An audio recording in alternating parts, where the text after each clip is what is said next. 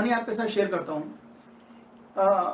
Thomas Edison के बारे में आपने सभी लोगों ने जाना होगा, जानते हैं।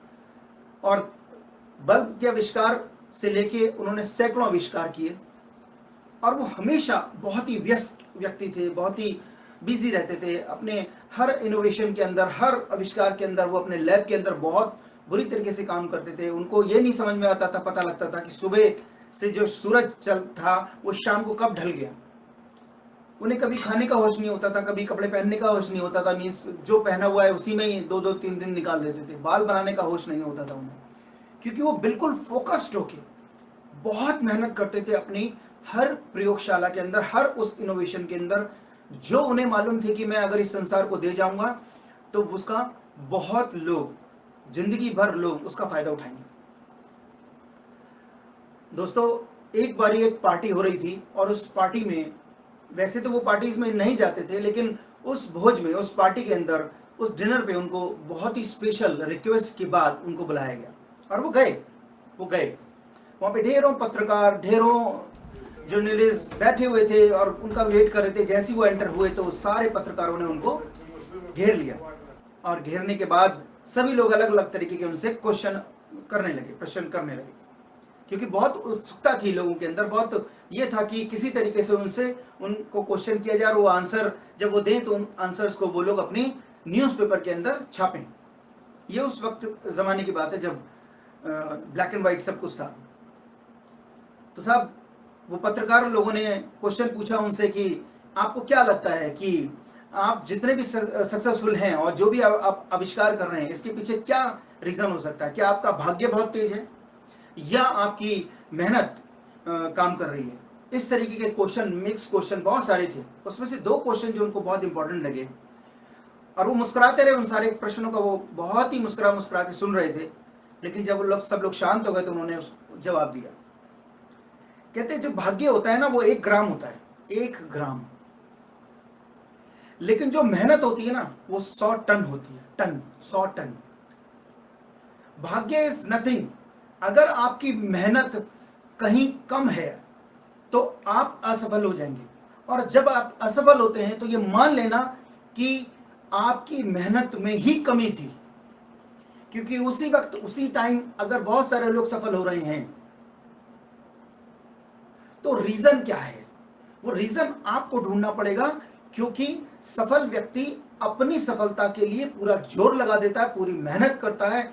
वो भाग्य के ऊपर नहीं कभी भी वो करता कि यार मेरा भाग्य है तो मुझे मिल जाएगा। घर बैठ के कभी भी भाग्य नहीं बनता साहब। जब इंसान असफल हो जाता है तो वो कहता है थक के कि यार ये मेरे भाग्य में नहीं था। नहीं साहब,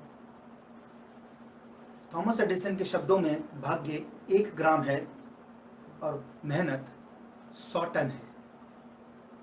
ये कहानी मैं इसलिए आपको समझाने की कोशिश कर रहा हूं कि अगर हमें लाइफ में अगर सक्सेसफुल होना है तो उसके लिए हमें बहुत शानदार तरीके से मेहनत करनी है, लगातार मेहनत करनी है और लग के मेहनत करनी है। और वो काम कोई भी हो, किसी भी फील्ड में हो, किसी भी जगह हो, किसी भी ऑर्गेनाइजेशन में हो। मैं कह रहा हूं हर स्टूडेंट को अगर अच्छे नंबर लाने हैं तो उसको मेहनत करनी पड़ेगी। किसी टीचर को अपना परफॉर्मेंस बहुत अच्छे देना है और अच्छे स्टूडेंट तैयार करने हैं तो टीचर को परफॉर्मेंस बहुत अच्छी देनी होगी। अगर फैक्ट्री में कुछ माल तैयार हो रहा है तो जो वहां के वर्कर्स हैं उनको पूरी मेहनत देनी पड़ेगी। मैं कहता हूं ऑफिसेज हो, डायरेक्ट सेलिंग इंडस्ट्री हो, व्हाटएवर, कुछ भी हो, कहीं पे भी आपको अपना 100% देना पड़ेगा। अगर आपने वो 100% नहीं दिया तो आपकी सुई जो है ना वो भाग्य की तरफ चली जाती है। फिर आप कहते हो भाग्य मेरी किस्मत में नहीं था।